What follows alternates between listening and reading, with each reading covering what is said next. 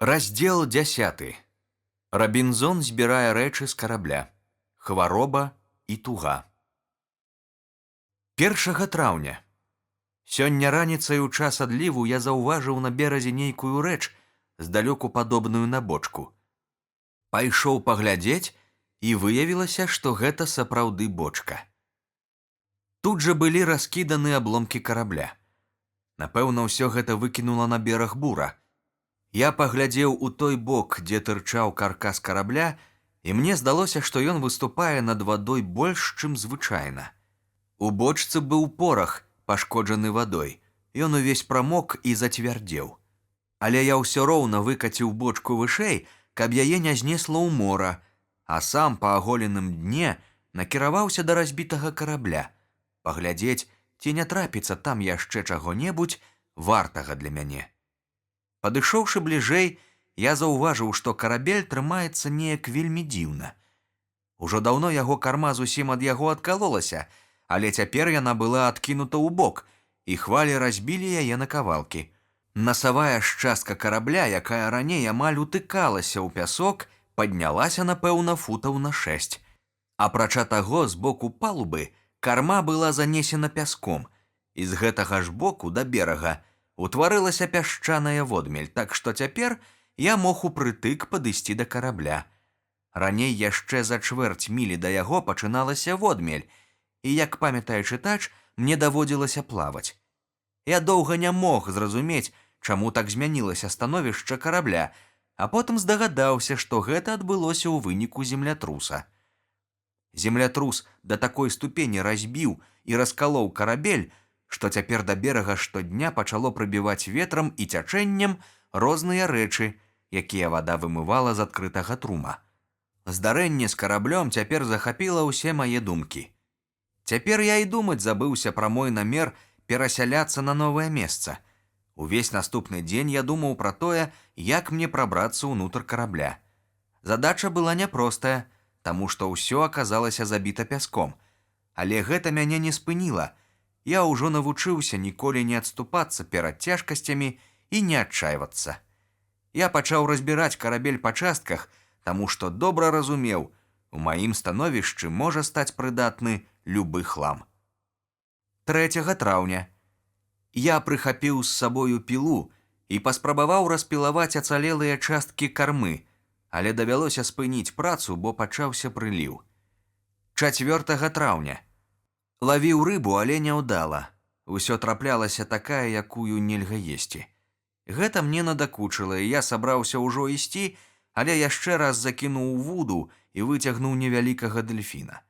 Вуда ў мяне самаробная.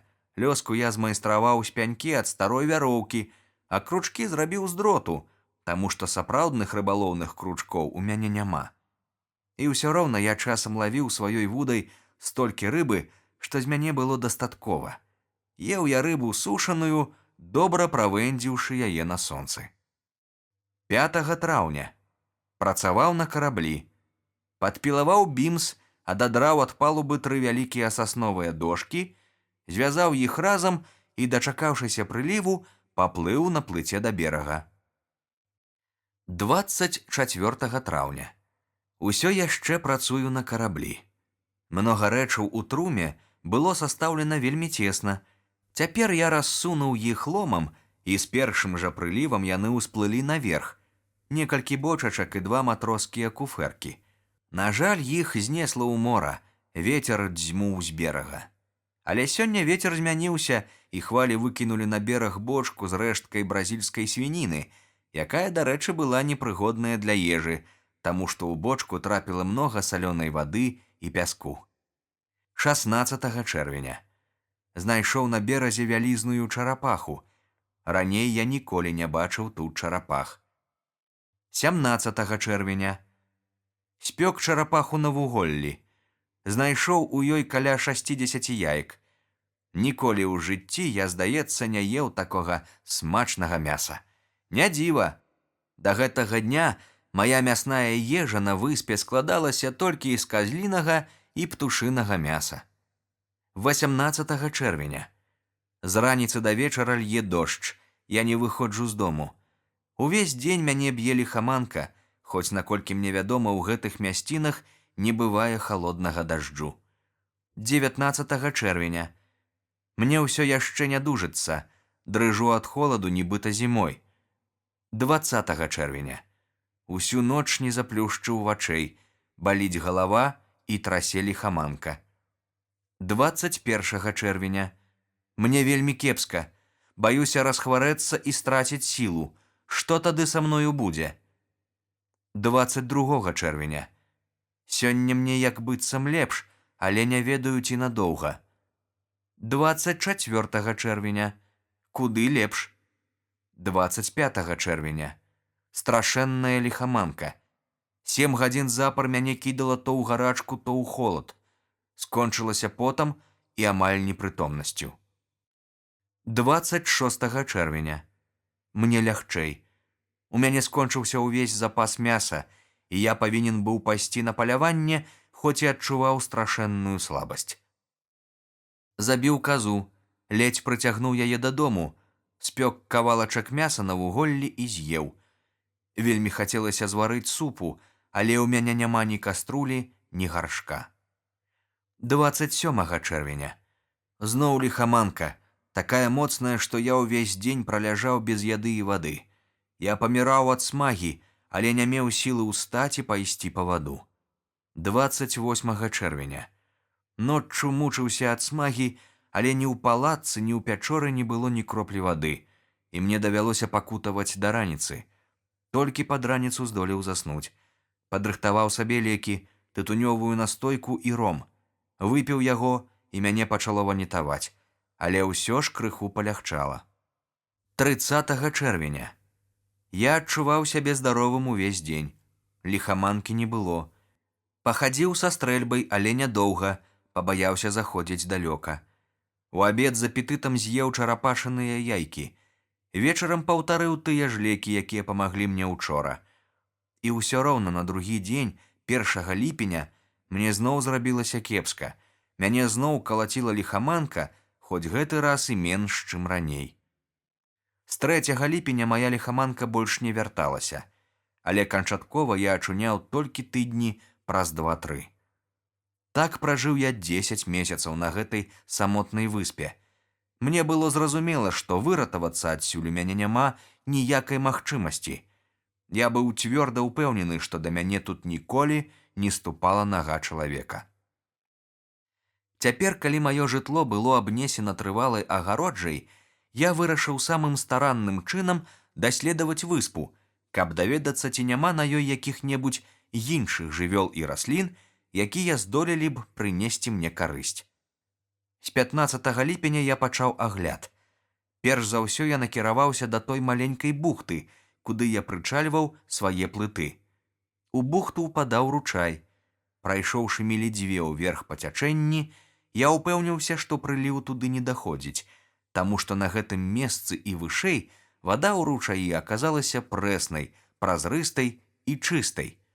Мясцінамі ручай перасох, бо ў гэту пару года тут не ідуць дажджы. Берагі ручая былі нізкія.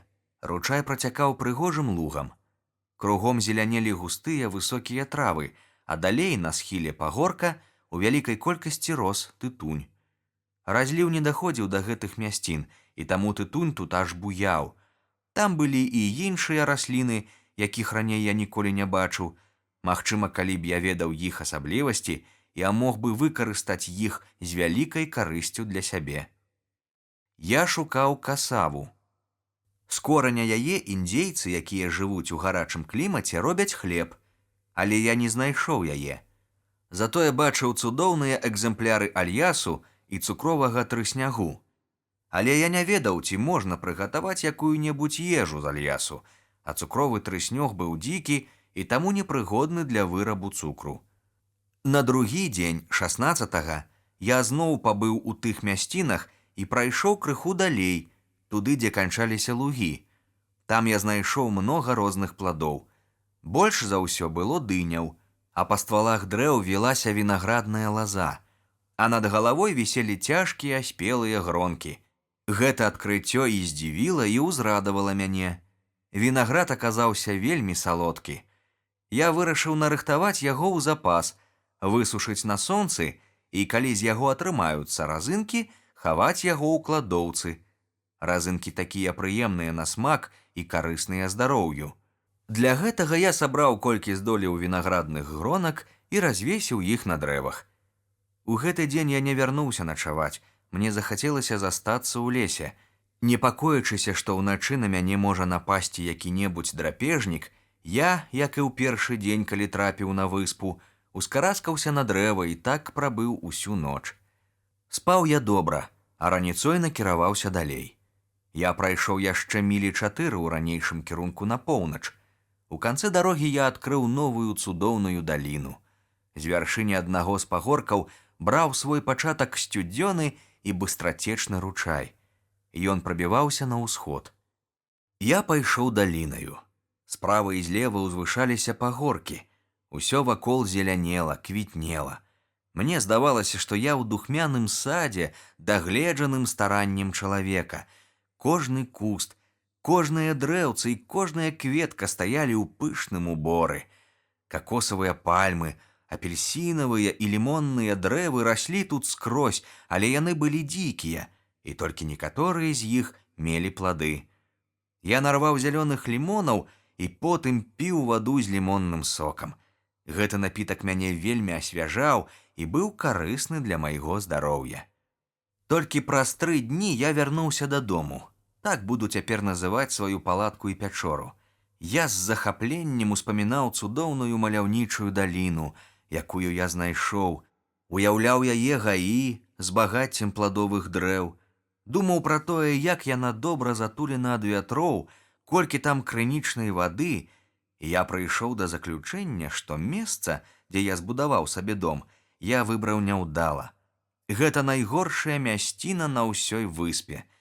А зрабіўшы такое заключэнне, я натуральна пачаў марыць пра тое, як бы мне перасяліцца ў тую квітнеючую зялёную даліну, дзе такое багацце розных пладоў.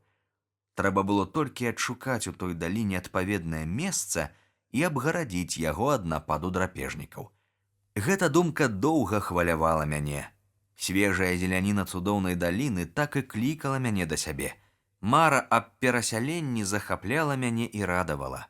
Але калі я дакладна абдумаў гэты план, калі разважыў, што зараз з мае палаткі я заўсёды бачу мора, а гэта азначае маю хоць маленькую надзею на шчаслівую змену ў маім лёсе, я сказаў сабе, што мне ні ў якім разе не варта перабірацца ў даліну, з усіх бакоў закрытую пагоркамі.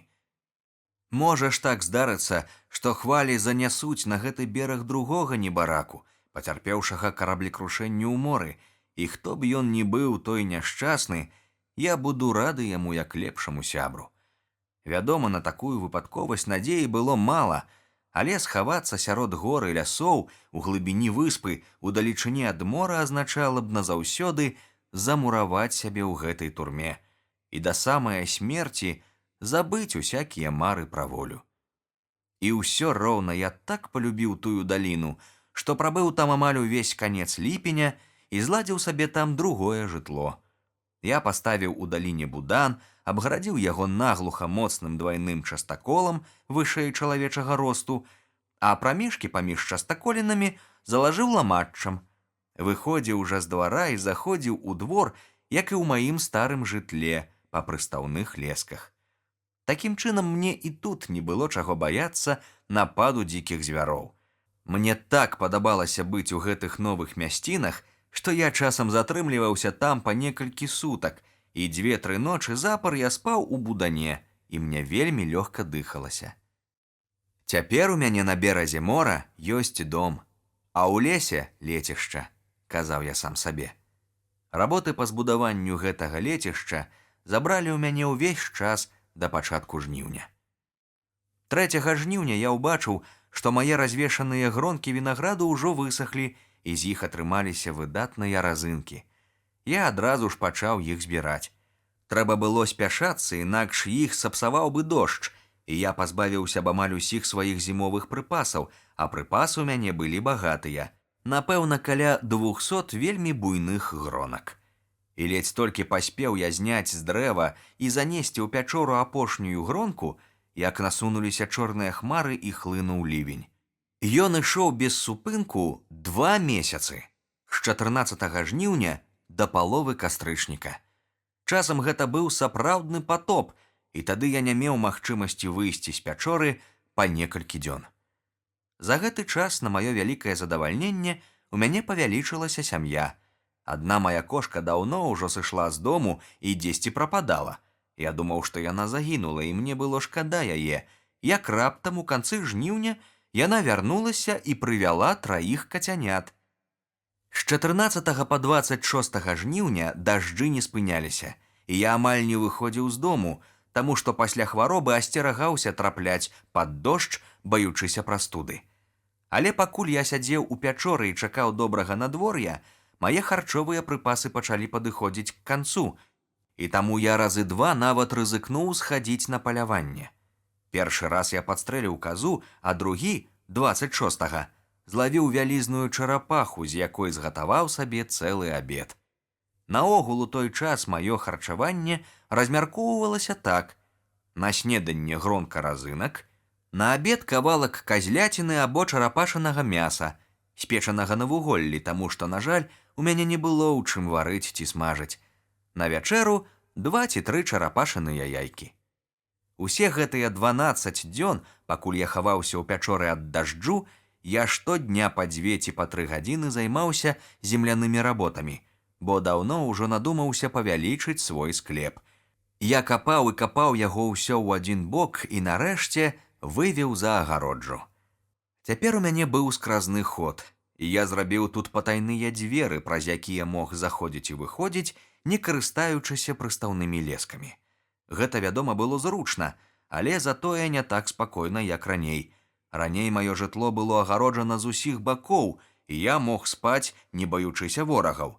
Цяпер жа прабрацца ў пячору было проста, доступ да мяне быў адкрыты. Не разумею толькі, як я тады недаўмеўся, што баяцца мне няма каго, таму што за ўвесь час я не сустрэў на выспе ніводныя жывёліны большай за казу. 30 верасня. Сёння сумная гадавіна майго жыцця на выспе. Я падлічыў заробкі на слупе, і выявілася, што жыву я тут роўна 365 дзён. Пашанцуе мне ці не калі-небудзь вырвацца з гэтай турмы на волю. Нядаўна я выявіў, што ў мяне засталося вельмі мала чарніла. Трэба будзе абыходзіцца з ім больш ашчадна.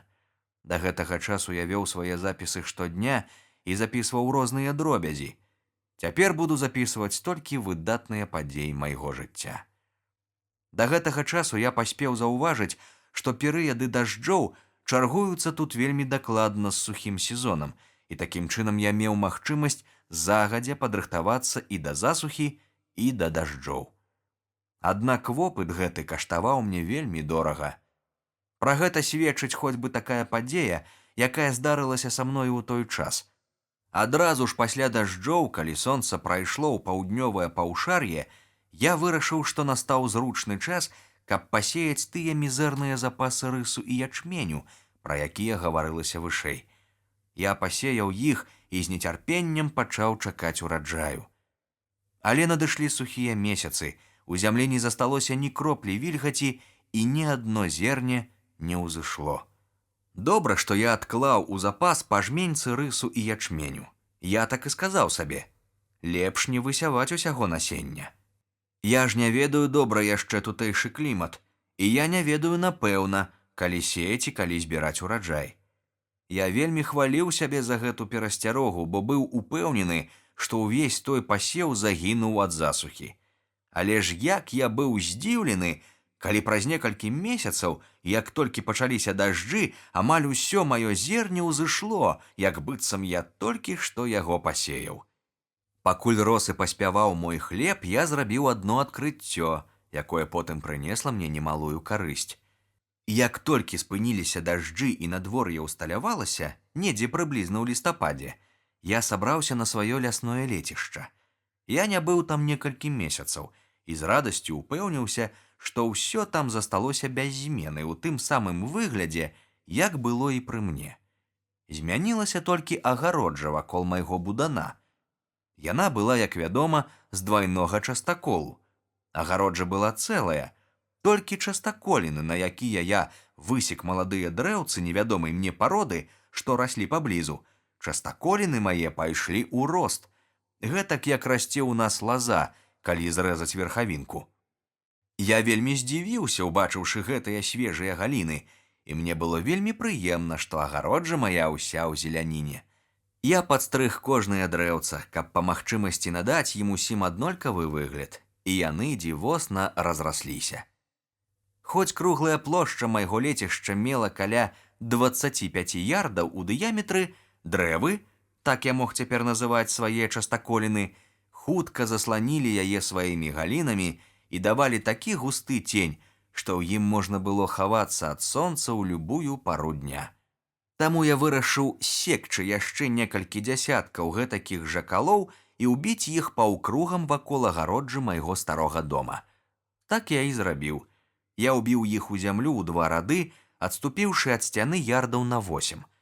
Яны прыняліся, і неўзабаве ў мяне вырасла жывая агароджа, якая спачатку бараніла мяне ад спякоты, а пазней саслужыла мне і зусім іншую, больш важную службу. Да гэтага часу я канчаткова ўпэўніўся ў тым, што на маёй выспе поры года трэба падзяляць не на летні і зімовы перыяды, а на сухі і дажджлівы, прычым гэтыя перыяды размяркоўваюцца прыблізна так: палова лютага, сакавік, палова красавіка, дажджы. Сонца стаіць у зеніце. Палова красавіка, май, чэрвень, ліпень, палова жніўня, суха. Сонца рухаецца да поўначы. Палова жніўня, верасень, палова кастрычніка, дажджы, сонца ў зеніце. Палова кастрычніка, лістапад, снежань, студзень, палова лютага, суха. Сонца рухаецца на поўдзені. Дажджавы сезон можа быць даўжэйшы і карацейшы. Гэта залежыць ад ветру, а ўвогуле я вызначыў іх правільна. Паступова з практыкі я ўпэўніўся, што мне вельмі небяспечна ў перыяд дажджоў знаходзіцца пад адкрытым небам. Гэта шкодзіць здароўю. Таму перад пачаткам дажджоў я кожны раз рабіў запас правізіі, каб як мага радзей выходзіць за парог, і ўсе дажджлівыя месяцы стараўся сядзець дома. Раздзел 11. Рабінзон працягвае даследаваць выспу. Не раз спрабаваў я сплесці сабе кош, але дубцы, якія мне трапляліся, былі такія крохкія, што ў мяне нічога не атрымлівалася. Дзіцем яшчэ любіў я хадзіць да карзіншчыка, які жыў у нашым горадзе. Я ўважліва назіраў, як ён робіць кашы, і цяпер гэта мне вельмі прыдалося. Усе дзеці назіральныя і любяць дапамагаць дарослым. Прыгледзеўшыся да работы карзіншчыка, я неўзабаве скеміў, як ён пляце свае кашы і карзіны, і як умеў, хутка пачаў і сам памагаць яму. Паступова я навучыўся плесці не горш за свайго прыяцеля. І вось цяпер у мяне не было толькі адпаведнага матэрыялу. Нарэшце мне прыйшла ў галаву думка, а ці не паспрабаваць мне дубцы тых дрэў, з якіх я гарадзіў свой частакол. У іх жа галіны павінны быць гэтакія ж гнуткія, як у нашай лазы ці вярбы. І я вырашыў паспрабаваць. На другі ж дзень я пайшоў на лецішча, выбраў і зрэзаў некалькі самых тонкіх дубцоў і ўпэўніўся, што яны як лепш не трэба прыгодныя для пляцення кашоў. У наступны раз я прыйшоў з сякераю, каб адразу насекчы дубцоў як найбольш. Мне не прыйшлося доўга шукаць іх, таму што дрэвы гэтай пароды раслі тут скрозь. Насечаныя дубцы я перанёс за агароджу майго будана і схаваў там. Як толькі пачаліся дажджы, я сеў за працу і пачаў плесці кашы. Яны служылі мне на розныя патрэбы. Я насіў імі зямлю, складаў у іх розныя рэчы і гэтак далей. Праўда, кашы ў мяне атрымліваліся не вельмі каб зграбныя, але яны былі трывалыя і добра апраўдвалі сваё прызначэнне, а мне гэта толькі і трэба было. З таго часу мне нярэдка даводзілася плесці кашы. Старыя ламаліся і зношваліся, і патрэбны былі новыя. Я аплёў розныя кашы, і вялікія, і маленькія, але галоўным чынам назапашваў глыбокія і шчыльныя кашы, каб хаваць збожжа. Я хацеў, каб яны служылі мне замест мяхоў. Праўда, цяпер у мяне збожжа было яшчэ мала, але ж я меў намер назапашваць яго на працягу некалькіх год.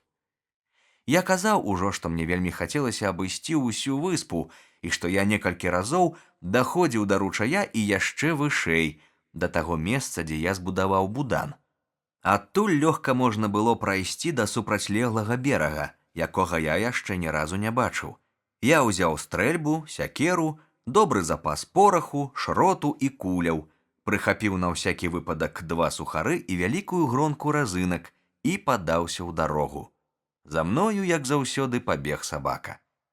Калі я дайшоў да свайго будана, я не спыніўся і рушыў далей на захад. І раптам, прайшоўшы з паўгадзіны, я ўбачыў перад сабою мора, а ў моры, на маё вялікае здзіўленне, паласу зямлі. Быў яркі сонечны дзень, я добра бачыў зямлю, але не мог пэўна вызначыць, мацярык гэта ці выспа.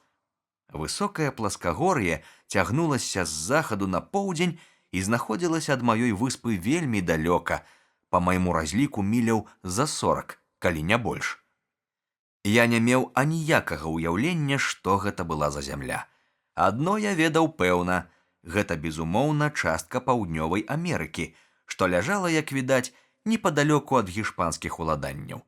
Зусім магчыма, што там жывуць дзікуны-людаеды і што калі б я трапіў туды, становішча маё было б куды горшае, чым зараз. Гэта думка міжволі ўзрадавала мяне. Значыць, зусім дарэмна праклінаў я свой горкі лёс. Жыццё маё магло б скласціся куды горш. Значыць, я зусім дарэмна мучыў сябе марным шкадаваннем, навошта бура выкінула мяне менавіта сюды, а не ў нейкае іншае месца. Значыць, я павінен радавацца, што жыву тут, на бязлюднай выспе. Разважаючы такім чынам, я не спяшаўся і паволі ішоў наперад, і пры гэтым на кожным кроку ўсё больш і больш пераконваўся, што гэта частка выспы, дзе я знаходзіўся зараз, была куды больш прывабнай, чым тая, дзе я збудаваў сваё першае жытло. Усюды тут распасціраліся зялёныя квітнеючыя паляны, цудоўныя гаі, звінела спевам птаства. Я заўважыў, што тут вадзілася мноства папугаяў, і мне захацелася аднаго злавіць. Я спадзяваўся прыручыць яго і навучыць гаварыць. Пасля некалькіх няўдалых спроб мне ўсё ж удалося злавіць маладога папугая. Я падбіў яму палкаю крыло. Аглушаны маім ударам, ён зваліўся на зямлю. Я падняў яго і прынёс дадому. Пазней мне ўдалося дабіцца, каб ён клікаў мяне маім імем. Я дайшоў да марскога берага і ўпэўніўся, што лёс закінуў мяне на самую горшую частку выспы. Тут увесь бераг быў усеяны чарапахамі, а там, дзе я жыў за 1,5 года, я знайшоў толькі 3. Тут была безліч птушак разнастайных парод. Былі і такія, якіх я ніколі не бачыў. Мяса некаторых здалося мне вельмі смачным, хоць я нават не ведаў, як іх завуць. Сярод вядомых мне птушак самымі лепшымі былі пінгвіны. Зноў паўтараю, гэты бераг быў лепшы ва ўсіх адносінах і больш прывабны за мой. І ўсё роўна я не меў ніякага жадання перасяляцца сюды. Пражыўшы ў сваёй палатцы каля 2 гадоў, я паспеў прывыкнуць да тых мясцін. Тут жа я адчуваў сябе падарожнікам, госцем. Тут я адчуваў сябе ніякавата, і мяне цягнула дадому. Я выйшаў на бераг, павярнуў на ўсход і прайшоў узбярэжжам каля 12 міляў. Тут я ўмацаваў у зямлю высокі шост, каб прыкмеціць месца, таму што ў наступны раз я вырашыў прыйсці сюды з другога боку і накіраваўся назад. Я хацеў вярнуцца другім шляхам. Выспа зусім невялікая, думаў я, і заблудзіць на ёй немагчыма. У крайнім выпадку я падымуся на горку, агледжуся і ўбачу, дзе знаходзіцца маё старое жытло. Аднак я зрабіў вялікую памылку.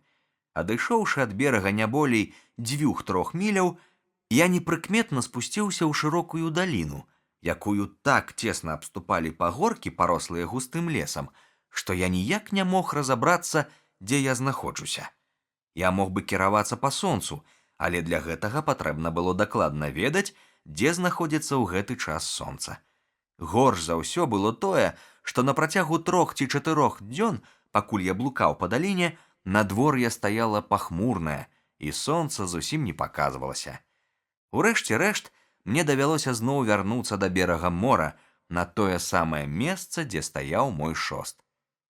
Адтуль я вярнуўся дадому ранейшай дарогай.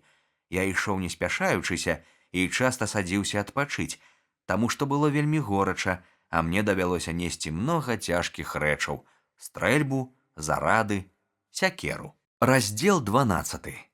Рабінзон вяртаецца ў пячору. Палявыя работы. У час гэтага падарожжа мой сабака спалохаў казляня і схапіў яго, але загрызці не паспеў, я падбег і адабраў яго. Мне вельмі хацелася забраць яго. Я страшэнна марыў набыць як-небудзь 2 казлянят, каб развесці статак і забяспечыць сябе мясам на той час, калі ў мяне скончыцца ўвесь порах. Я змайстраваў казляняці нашыйнік і павёў яго на вяроўцы.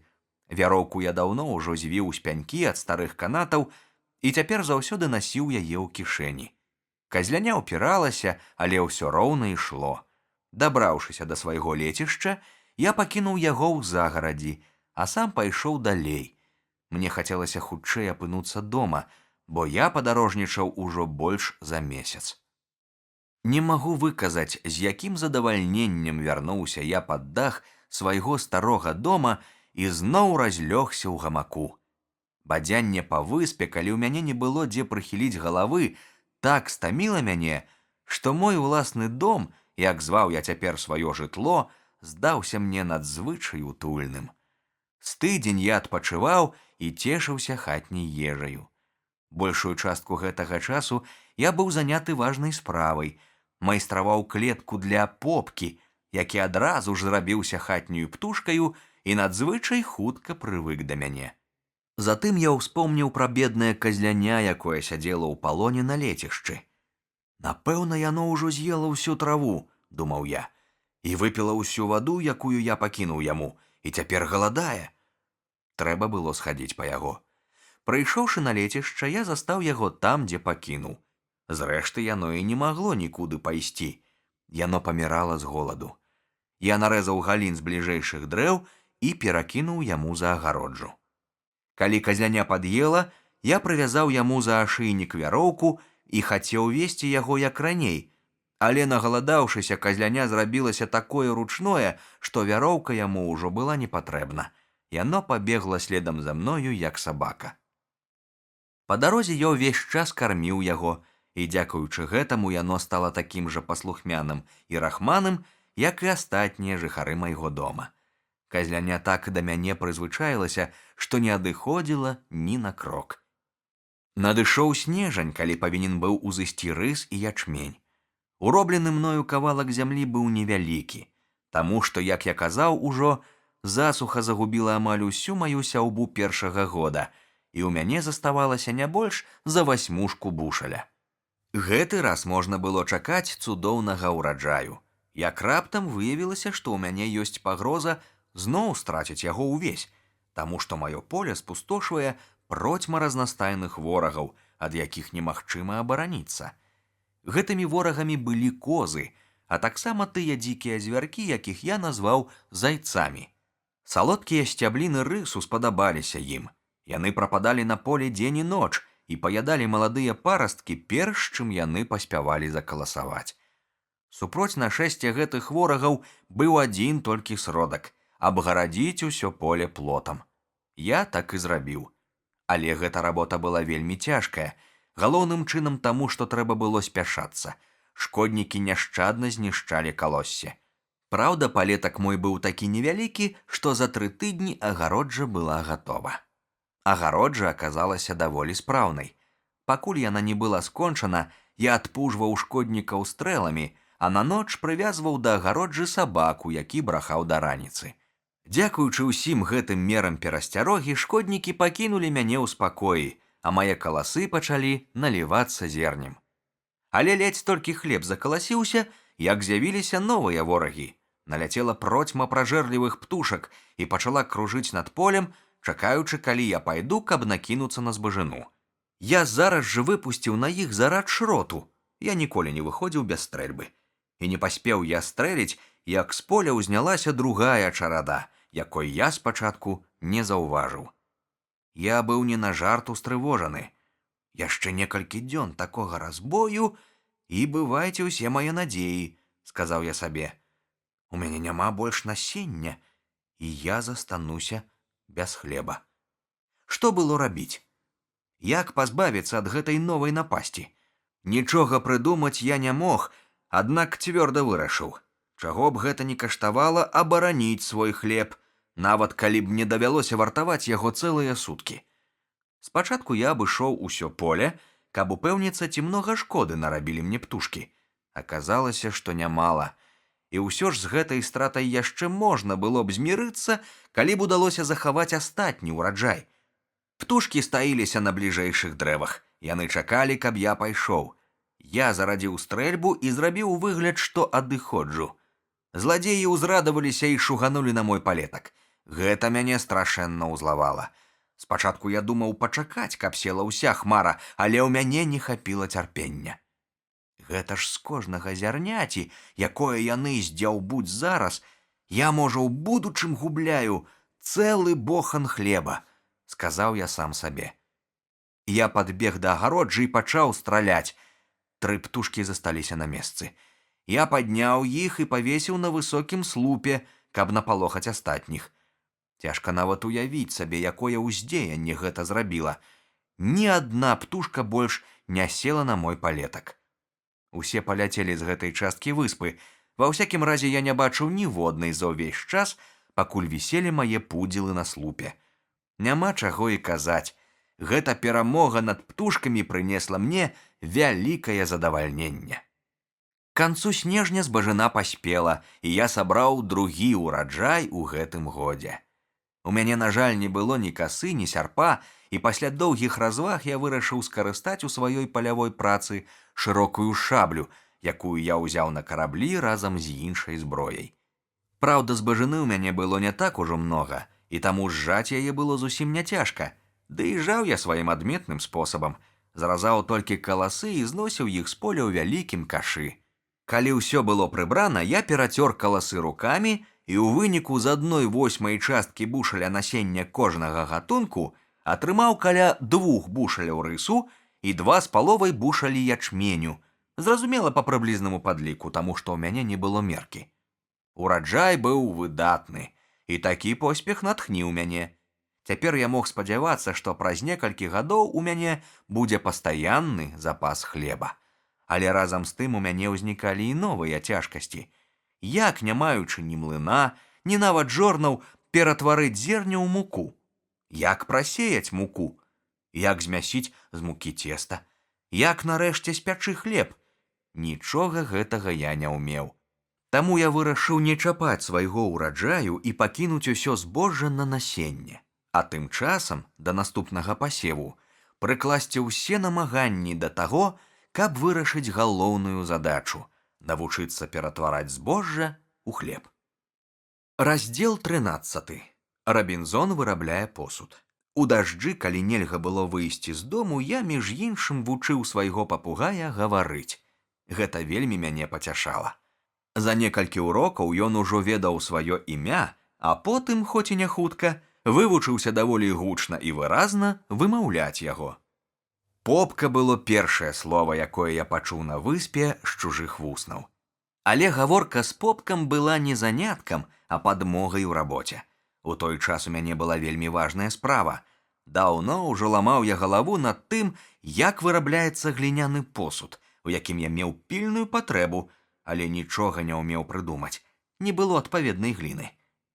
Каб толькі знайсці гліну, думаў я, і мне будзе зусім няцяжка зляпіць нешта накшталт гаршка ці міскі. Праўда, і гаршчок, і міску неабходна абпальваць, але ж я жыву ў гарачым клімаце, дзе сонца гарачэй за ўсякую печ. Ва ўсякім разе мой посуд, прасохшы на сонцы, будзе дастаткова трывалым. Яго можна будзе браць у рукі, можна будзе трымаць у ім збожжа, муку і захоўваць сухія прыпасы ад сырасці. І я вырашыў, што як толькі знайду прыгодную гліну, абавязкова вылеплю некалькі вялікіх пасудзін, каб захоўваць збожжа. Пра такі гліняны посуд, у якім можна было б варыць ежу, я пакуль што і марыць не мог. Чытач, напэўна, пашкадаваў бы мяне, а магчыма, і пасмяяўся б з мяне, калі б я яму расказаў, як няўдала пачаў я сваю работу, якія нязграбныя, недарэчныя рэчы атрымліваліся ў мяне на першым часе. Колькі маіх вырабаў разбуралася толькі таму, што я недастаткова крута замешваў гліну, і яна не вытрымлівала ўласнага цяжару. Адны гаршкі ў мяне патрэскаліся таму, што я паспяшаўся вынесці іх на сонца, калі яно паліла як агнём. Іншыя рассыпаліся на дробныя чарапкі яшчэ да прасушкі, як толькі я дакранаўся да іх. 2 месяцы я працаваў, не разгінаючы спіны. Шмат часу прайшло ў мяне на пошукі добрай ганчарнай гліны, на тое, каб накапаць яе, прынесці дадому, апрацаваць. І ўсё роўна, нягледзячы на ўвесь гэты клопат, у мяне атрымаліся ўсяго 2 нязграбныя гліняныя пасудзіны. Назваць іх збанамі было ніяк немагчыма. І ўсё ж гэта былі вельмі карысныя рэчы. Я сплёў з дубцоў 2 вялікія карзіны, і калі мае гаршкі на сонцы добра высахлі і зацвярдзелі, асцярожна прыўзняў іх адзін за адным і паставіў у карзіны. А для большай бяспекі, каб гаршкі не пабіліся, пустое месца паміж карзінай і пасудзінай запоўніў рысавай і ячменнай саломай. Гэтыя першыя свае гаршкі я выкарыстаў пакуль што для захоўвання сухога збожжа. Я баяўся, што яны адсырэюць, калі буду трымаць у іх вільготныя прадукты. Пазней я збіраўся ссыпаць у іх муку, калі знайду спосаб малоць маё збожжа. Вялікія вырабы з гліны атрымаліся ў мяне няўдалыя. Куды лепш удаваліся мне вырабы дробнага посуду. Маленькія круглыя гаршчочкі, талеркі, гладышыкі, кубкі, міскі і іншыя рэчы. Дробныя рэчы было лягчэй ляпіць, апрача таго яны раўней абпальваліся на сонцы і таму былі больш трывалыя. Але ўсё роўна галоўная мая задача заставалася нявырашанай. Мне патрэбен быў посуд, у якім бы я здолеў варыць. Ён павінен быў вытрымліваць агонь і не прапускаць ваду. А для гэтага мае гаршкі былі непрыгодныя. Але вось аднойчы я расклаў вялікі агонь, каб падсмажыць на вуголлі мяса. Калі яно спяклося, я хацеў затушыць вуголле і выпадкова ўбачыў чарапок, які трапіў у агонь ад разбітага глінянага збана. Чарапок так накаліўся, што быў чырвоны, як чарапіца, і зацвярдзеў, як камень. Мяне гэта адкрыццё прыемна ўразіла.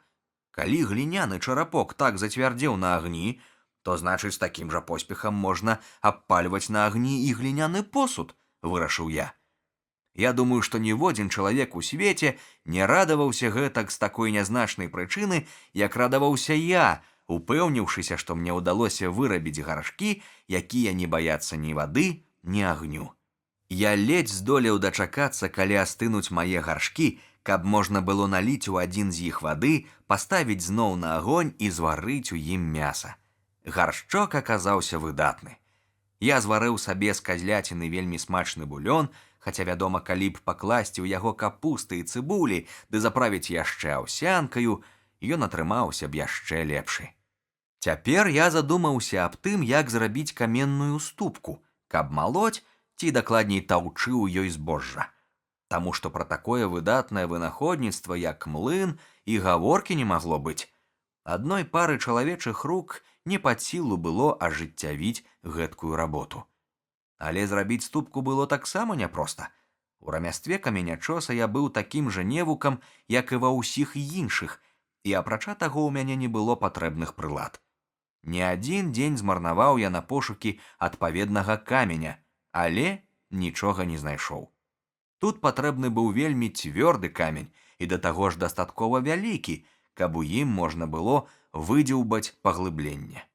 На маёй выспе былі скалы, але пры ўсіх маіх намаганнях я не мог адкалоць ад іх абломка патрэбнага памеру. Да таго ж на ступку гэты крохкі порысты камень з пароды пясчанікаў усё роўна быў непрыгодны. Пад цяжкім таўкачом ён бы крышыўся і ў муку трапляў бы пясок. Такім чынам, змарнаваўшы шмат часу на бескарысныя пошукі, я адмовіўся ад думкі пра каменную ступу і вырашыў змайстраваць яе з дрэва. Матэрыял знайсці было лягчэй. Сапраўды, я хутка адшукаў у лесе вельмі цвёрдую калоду, такую вялізную, што з цяжкасцю здолеў зрушыць яе з месца. Я абчасаў яе сякераю, каб надаць ёй па магчымасці патрэбную форму, а затым распаліў агонь і пачаў выпальваць у ёй паглыбленне. Так робяць бразільскія чырвонаскурыя, калі будуюць лодкі. Няма чаго і казаць, што гэта работа каштавала мне немалых намаганняў. Скончыўшы ступу, я вычасаў з так званага жалезнага дрэва цяжкі таўкач. І ступу і таўкач я схаваў да наступнага ўраджаю. Тады, па маіх разліках, я павінен буду атрымаць дастаткова збожжа, частку якога здолею стаўчы на муку. Цяпер трэба было падумаць пра тое, як я буду замешваць хлеб, калі нарыхтую мукі. Перш за ўсё я не меў закваскі. Зрэшты, гэтай бядзе ўсё роўна немагчыма было памагчы, і таму пра закваску я не клапаціўся.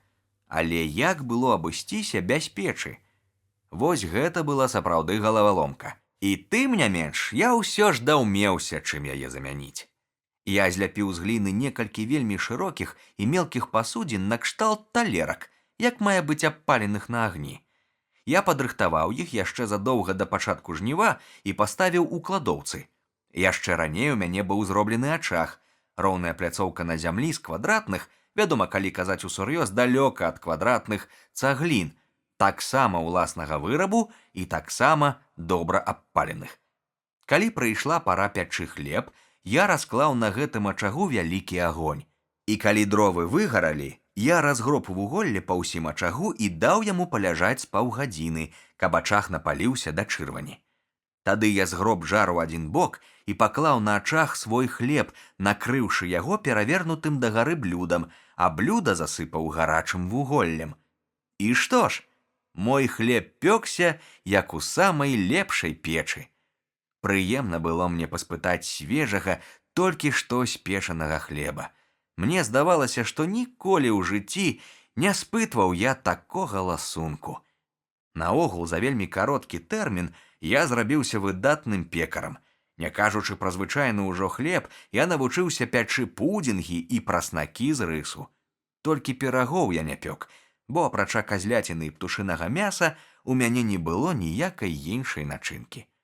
На гэтыя гаспадарчыя работы ў мяне пайшоў увесь 3-й год майго жыцця на выспе. Раздзел 14. Рабінзон будуе лодку і шые сабе новае адзенне. Вы можаце не сумнявацца, што ўвесь гэты час мяне не пакідалі думкі пра зямлю, што відаць было з другога берага. У глыбіні душы я не пакідаў шкадаваць, што пасяліўся не на тым беразе. Мне ўсё здавалася, што калі б я бачыў перад сабою тую зямлю, як-небудзь я знайшоў бы магчымасць дабрацца да яе. А ўжо калі б я дабраўся да яе, то мне, магчыма, удалося бы выбрацца з гэтых мясцін на волю. Вось калі я не раз успамінаў свайго маленькага прыяцеля Ксуры і сваю доўгую шлюпку з бакавым ветразем, на якой я прайшоў уздоўж афрыканскіх берагоў больш за 1000 міляў. Я вырашыў зірнуць на наш карабельны бот, які яшчэ ў тую буру, калі мы пацярпелі караблекрушэнне, выкінула на выспу за некалькі міляў ад майго жытла. Гэта лодка ляжала непадалёку ад таго месца, куды яе выкінула. Прыбоем яе перакуліла дагары дном і аднесла крыху вышэй на пясчаную водмель. Яна ляжала на сухім месцы, і вады вакол яе не было. Калі б я здолеў адрамантаваць і спусціць на ваду гэту шлюпку, я змог бы без асаблівай цяжкасці дабрацца да Бразіліі. Але для такой работы адной пары рук было мала. Мне няцяжка было зразумець, што аднаму мне зрушыць гэту шлюпку з месца гэтак жа немагчыма, як, скажам, зрушыць з месца маю выспу. І ўсё роўна я вырашыў паспрабаваць. Я накіраваўся ў лес, насек тоўстых жэрдак, якія павінны былі служыць мне рычагамі, вычасаў з чурбакоў 2 каткі і ўсё гэта перацягнуў да шлюпкі. Каб толькі мне здолець перавярнуць яе на дно, казаў я сабе. А адрамантаваць яе справа няцяжкая. Атрымаецца такая выдатная лодка, што на ёй смела можна будзе рушыць у мора. І я не пашкадаваў сілы на гэту бескарысную работу. Я патраціў на яе 3 ці 4 тыдні. Мала таго, калі я нарэшце зразумеў, што ў мяне не хопіць сілы зрушыць такое цяжкае судна, у мяне ўзнік новы план. Я ўзяўся адкідаць пясок ад аднаго борта лодкі, разлічваючы, што калі лодка пазбавіцца пункту апоры, яна сама перавернецца і стане на дно. Адначасова я падкладаў пад яе аскабалкі дрэва, каб, перавярнуўшыся, яна стала менавіта туды, куды было мне патрэбна. Лодка сапраўды стала на дно, але гэта зусім не наблізіла мяне да мае мэты. Я ўсё роўна не мог спусціць яе на ваду. Я нават не мог падвесці пад яе рычагі і нарэшце быў вымушаны адмовіцца ад свае задумы. Але гэта няўдача не адбіла ў мяне ахвоты зрабіць яшчэ спробу дабрацца да мацярыка. Наадварот, калі я ўбачыў, што ў мяне зусім няма ніякай магчымасці адплыць ад абрыдлага берага, маё жаданне пусціцца ў акіян не толькі не аслабела, а наадварот, зрабілася яшчэ мацнейшае. Нарэшце мне прыйшло ў галаву, а ці не паспрабаваць мне самому зрабіць лодку або яшчэ лепш пірогу, накшталт тых, якія робяць у тутэйшых шырынях туземцы. Каб зрабіць пірогу, разважаў я, не патрэбна амаль ніякіх прылад, таму што яе выдоўбваюць з суцэльнага ствала дрэва. Такую работу адолее і адзін чалавек. Адным словам, зрабіць пірогу здавалася мне не толькі магчыма, але нават і вельмі лёгка, і думка пра гэту работу была для мяне вельмі прыемная. З вялікім задавальненнем думаў я пра тое, што мне будзе лягчэй нават, чым дзікунам справіцца з гэтай справай. Я не задаваў сабе пытання, як я спушчу сваю пірогу на ваду, калі яна будзе гатова, а між тым гэта перашкода была куды больш істотная, чым недахоп інструмента. Я з такім захапленнем марыў пра маё будучае падарожжа, што ні на секунду не спыняўся на гэтым пытанні. Хоць было зусім відавочна, што куды лягчэй правесці лодку 45 міляў морам, чым цягнуць яе 45 ярдаў па зямлі, якая аддзяляе яе ад мора. Адным словам, у гэтай гісторыі з пірогай я паводзіў сябе такім дзіваком, якога толькі можа разыграць чалавек пры поўным розуме. Я цешыўся сваёй выдумкай, нават не паспрабаваўшы ўзважыць, а ці хопіць у мяне сілы, каб здзейсніць яе. Нельга сказаць, каб думка пра спуск пірогі на ваду не прыходзіла мне ў галаву. Не, яна прыходзіла, але я не даваў ёй ходу, заглушаючы яе кожны раз недарэчным довадам. Спачатку зробім лодку, а там падумаем ужо, як яе спусціць. Не можа быць, каб я нічога не прыдумаў. Вядома ж, усё гэта было вар'яцтва. Але мая распаленая мара аказалася мацней за ўсякія развагі, і я, доўга не думаючы, узяўся за сякеру. Я сек цудоўны кедар, які меў 5 футаў 10 дюймаў у папярычніку ўнізе ля камля, а ўверсе, на вышыні 22 футаў, 4 футы 11 дюймаў. Затым ствол паступова танчэў і, нарэшце, разгаліноўваўся. Можна ўявіць сабе, як лёгка было мне зваліць гэта велізарнае дрэва. 20 дзён я сек толькі адзін ствол, заходзячы то з аднаго, то з другога боку, ды яшчэ 14 дзён мне спатрэбілася, каб ацерабіць галіны.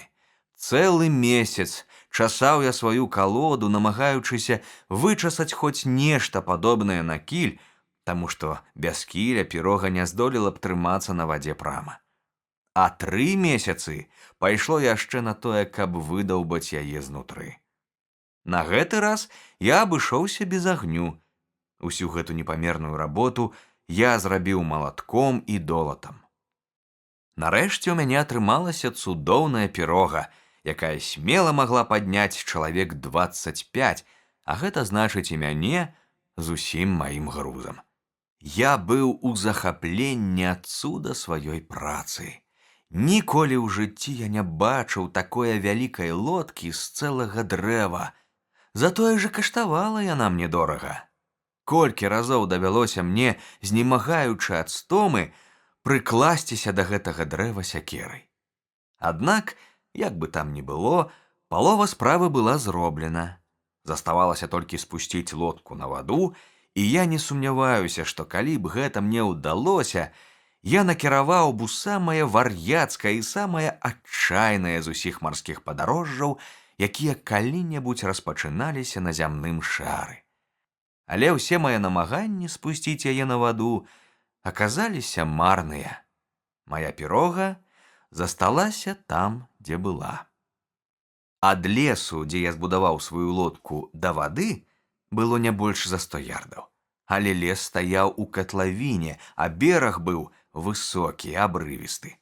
Гэта была першая перашкода. Праўда, я адважна вырашыў яе знішчыць. Трэба было зняць усю лішнюю зямлю такім чынам, каб ад лесу да берага ўтварыўся пакаты нахіл. Страшна ўспомніць, колькі сілу ўклаў я ў гэту працу, але хто пашкадуе свае апошнія сілы, калі гаворка ідзе пра тое, каб дабіцца волі. Такім чынам, першая перашкода была знішчана, дарога для лодкі гатова. Але гэта не дало вынікаў. Колькі я не біўся, я не мог зрушыць з месца маю пірогу, як раней не мог зрушыць карабельную шлюпку. Тады я змерыў адлегласць, якая аддзяляла пірогу ад мора, і вырашыў выкапаць канал. Калі нельга было правесці лодку да вады, тады заставалася ваду прывесці да лодкі. І я пачаў быў ужо капаць.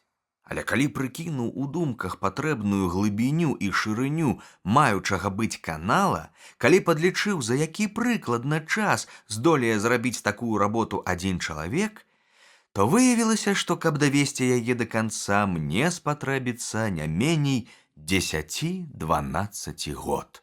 Нічога не зробіш. Сціснуўшы зубы, давялося адмовіцца і ад гэтай задумы. Я быў бясконца засмучаны, аднак тут жа разважыў, што брацца за справу, не разлічыўшы папярэдне, колькі часу і працы на яе спатрэбіцца, не ўзважыўшы, ці хопіць у цябе сілы скончыць яе, неразумна. За гэтым бязглуздым заняткам сустрэла мяне 4-я гадавіна майго жыцця на выспе. Да гэтага часу большасць рэчаў, якія я ўзяў на караблі, або зусім у мяне ўжо знасілася, або канчала свой век. Карабельныя харчовыя запасы таксама былі ўжо на астатку. Адразу ж за чарніламі ў мяне скончыўся запас хлеба, дакладней не хлеба, а карабельных сухароў. Я эканоміў іх як толькі мог. За апошнія 1,5 года я з'ядаў у дзень не болей 1 сухара. І ўсё роўна да таго часу, калі я сабраў са свайго поля ўжо столькі збожжа, што яго можна было ўжываць і ў ежу, я амаль год не спытваў і крошкі хлеба. Адзежа мая да гэтага часу канчаткова знасілася. У мяне былі толькі кашулі ў клетку, каля 3 тузін, якія я знайшоў у куфэрках матросаў. Іх я насіў асабліва ашчадліва. На маёй выспе вельмі часта было так горача, што даводзілася хадзіць у адной кашулі, і не ведаю, што б я рабіў, каб у мяне не было гэтага запасу. Вядома, у гэтым клімаце я здолеў бы хадзіць і голы, але калі на мне была адзежа, я лягчэй пераносіў спякоту. Ад пякучых промняў трапічнага сонца на скуры заставаліся пухіры. Кашуля ж бараніла яе ад сонца, і апрача таго, мяне ахалоджваў рух паветра паміж кашуляй і целам. Не мог я таксама звыкнуць хадзіць на сонцы з голай галавой. Кожны раз, як толькі я выходзіў без шапкі, у мяне пачынала балець галава. Патрэбна было найлепш выкарыстаць тыя запасы адзежы, якія ў мяне яшчэ заставаліся. Перш за ўсё, мне патрэбна была куртка. Усе, якія ў мяне былі дагэтуль, я знасіў. Таму я вырашыў паспрабаваць перашыць на курткі матроскія бушлаты, якія ўсё яшчэ ляжалі ў мяне без патрэбы. У такіх бушлатах матросы стаяць зімовымі начамі на вахце. І вось я ўзяўся за кравецтва. Кажучы шчыра, я быў даволі такі няўдалы кравец. Але як там не кажы, 2 ці 3 курткі я ўсё ж сяк-так агораў. На мой разлік, іх павінна было хапіць мне надоўга. Пра першую ж маю спробу пашыць сабе штаны лепш і не казаць. Скончылася яна сорамам і няўдачай. Аднак неўзабаве пасля таго я вынайшаў новы спосаб апранацца і з таго часу не меў недахопу ў адзежы. Справа ў тым, што ў мяне захаваліся шкуры ўсіх жывёл, на якіх я паляваў. Кожную шкуру я высушваў на сонцы, расцягнуўшы яе на жэрдках. Толькі спачатку я, не маючы практыкі, вельмі доўга трымаў іх на сонцы. І таму першыя шкуры былі такія каляныя, што іх нельга было выкарыстаць. Затое астатнія былі выдатныя. З іх я і пашыў перш за ўсё сабе вялікую шапку поўсцю наверх, каб яна не баялася дажджу. Футравая шапка была такая ўдалая, што я вырашыў з таго ж матэрыялу змайстраваць сабе яшчэ і поўны гарнітур, гэта значыць штаны і куртку. Штаны я пашыў кароткія, да каленяў, і вельмі прасторныя. Куртку таксама зрабіў вольную, таму што і тое, і другое патрэбна было мне не так для цеплыні, як для таго, каб бараніцца ад сонца. Мой крой і шытво, кажучы шчыра, не варты былі добрага слова. Цясляр я быў ніякі, а кравец і яшчэ горшы. І тым не менш, мая адзежа, пашытая ўласнаручна, служыла мне як не трэба лепш, асабліва калі мне здаралася выходзіць з дому ў дождж. Уся вада сцякала па доўгай поўсці, і я заставаўся зусім сухі. Пасля курткі і штаноў я надумаўся змайстраваць сабе парасон. Я бачыў, як робяць парасоны ў Бразіліі. Там гарачыня такая страшэнная, што без парасона нельга абысціся. А на маёй выспе было не халадней, наадварот, бадай, нават яшчэ гарачэй, таму што яна бліжэй да экватара. Хавацца ад гарачыні я не мог, большую частку свайго часу я праводзіў пад адкрытым небам. Неабходнасць прымушала мяне выходзіць з дому ў рознае надвор'е, а часам і падоўгу блукаць пад дажджом і сонцам. Адным словам, без парасона я быў як без рук. Доўга я калупаўся, і многа часу адабрала ў мяне гэта работа, перш чым здолеў змайстраваць нешта крыху падобнае да парасона. Разы 2 ці 3, калі я думаў, што ўжо дасягнуў мэты, у мяне атрымлівалася такое непадабенства, што даводзілася зноў пачынаць усё спачатку. Але ўрэшце рэшт я ўсё ж дабіўся свайго і зрабіў даволі прыстойны парасон. Справа ў тым, што я хацеў, каб ён раскрываўся і закрываўся. У гэтым вось і была ўся загваздка. Вядома, зрабіць яго нерухомым было вельмі лёгка, але тады давялося б насіць яго заўсёды раскрытым, а гэта было нязручна. Як я ўжо сказаў, я адолеў і гэту цяжкасць, мой парасон адкрываўся і закрываўся. Я нацягнуў на яго казіныя шкуры поўсцю наверх. Дажджавая вада сцякала па поўсці, як па нахіленай страсе, і самыя гарачыя сонечныя промні не маглі пранікнуць скрозь мой парасон. З гэтым парасонам я не баяўся ніякага дажджу і не пакутаваў ад сонца нават у самае гарачае надвор'е. Калі ён быў мне непатрэбны, я складваў яго і нёс пад пахай. Так я і жыў на сваёй выспе, спакойны і задаволены.